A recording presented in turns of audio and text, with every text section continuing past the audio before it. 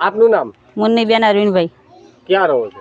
મેઘવા તરફ મેઘવા લક્ષ્મીપુરા બાય ભાગ બગડામ. અહીંયા શું સમસ્યા છે? અહીંયા આગળ તો આ રસ્તાનું હ કે અમારા છોકરા આ બધા જાય હ જવાની તકલીફ બહુ છે. ચાર લેવા જવું છે, બીજે જવું હોય, કઈ ડિલિવરીનું હોય, કોઈ મરણ હોય તેને બહુ તકલીફ પડે છે. શેના કારણે તકલીફ પડે છે? આ કાદવની લીધે. કેટલો કાદવ છે? ઢેચણ સોમાં કાદવ પડે છે. શું કહેજો સરકારને? શું કહેશો તમે? સરકારમાં એટલી વિનંતી હે કે આટલો વહેલે તક આટલો રોડ બની આલે તો બહુ સારું કહેવાય. જી આપનું નામ? મારું નામ જ્યોતિબેન અશોકભાઈ તરફદા. હું 9મા ધોરણમાં ભણું છું. ક્યાં રહો છો આપ? લક્ષ્મીપુરા વગડા વિસ્તારમાં.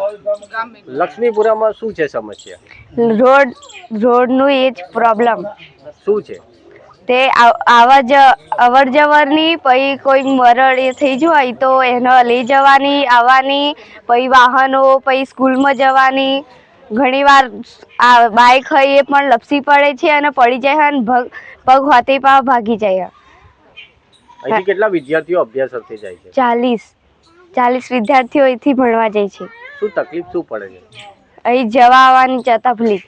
શેમાંથી જવું પડે છે? ચાલીને, બેડામથી, કાદવથી.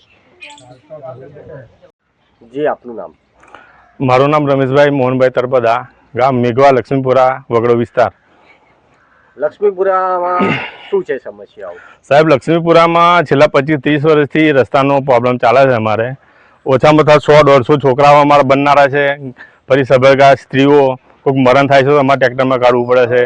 ચાલવાની કોઈ શક્યતા કે ચાલવાની કોઈ પોઝિશન નહીં એવો રસ્તો છે. અને આ રજૂઆત સાહેબ અમે 25-30 વર્ષથી છેલ્લા પંચાયતમાં કરેલી છે. ધારાસભ્ય શ્રી ગોવિંદભાઈ રૈજીભાઈને પણ મને રજૂઆત કરેલી છે, પણ આનો કોઈ ઉકેલ સાહેબ અમને આપતા નથી. અને અમને બહુ તકલીફ, ઘણી બધી તકલીફ રસ્તાની છે.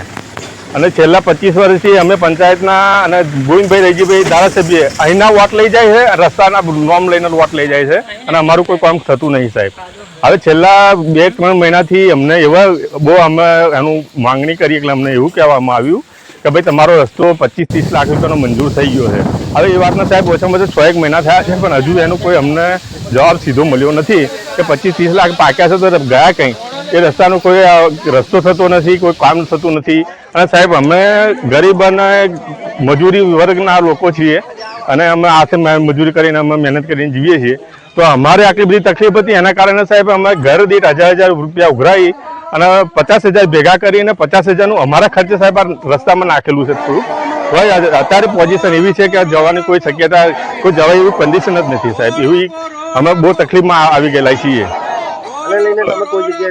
રજૂઆત સાહેબ અમે પંચાયતમાં 5-6 વાકો તો સાચું પંચાયતમાં કરેલી છે. ધારાસભ્ય ગોવિંદભાઈ રૈજીભાઈના ઘરે જઈને અમે પણ રજૂઆત કરેલી છે, પણ આનો કોઈ અમને જવાબ સીધો મળ્યો નથી સાહેબ. અંદાજે 1 કિલોમીટરનો રસ્તો છે. આ અમને અમારું ના બને તો અમને આરસીસી બની આપે છે તો અમને કોઈ વાંધો નથી સાહેબ. અમને જો માંગણી અમારી સંતોષવામાં નહીં આવે તો અમે પહેલા તો 200 થી 250 વોટ અમારા એના છે. તો પહેલા તો પંચાયતની ચૂંટણીનો જે ચૂંટણીના જે વોટ આપવાના છે એનો બહિષ્કાર અમે કરવાના છીએ. વત્તા ધારાસભ્યની કોઈ ચૂંટણી આવશે તો એનો અમે બહિષ્કાર કરીશું અને ઉગ્ર આંદોલન અમે પંચાયતમાં જઈને હવે કરવાના છીએ, કારણ કે હવે થાકી ગયા છે સાહેબ.